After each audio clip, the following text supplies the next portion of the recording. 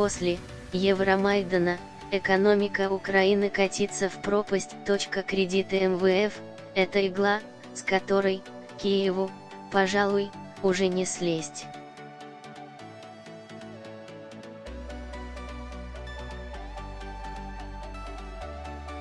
В 2019 году Порошенко планирует получить в кредит еще 5 миллиардов долларов.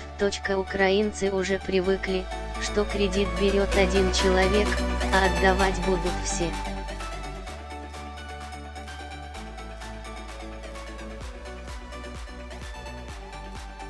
Эффективные попытки экономических реформ – не более чем еще один способ пополнения карманов олигархов и чиновников.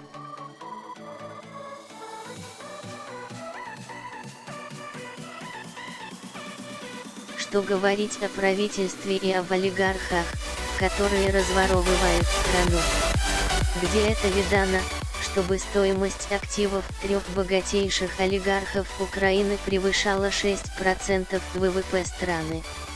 Чтобы понять, до какой степени упала экономика страны, руководитель исследований Всемирного банка приводит любопытные цифры.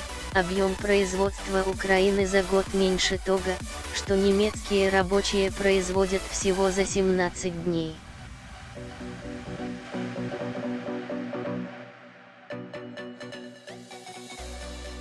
12 февраля Порошенко написал в Твиттере, что после возможной победы на выборах 2019 года он снимет мораторий на продажу земли.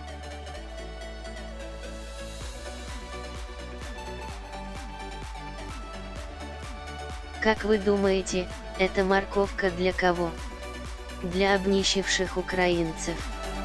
Или для олигархов и западных инвесторов, которые только и ждут возможности заработать на перепродаже чернозема? Читайте также, кто победит на выборах на Украине. Реальный расклад сил позволяет говорить о сенсации.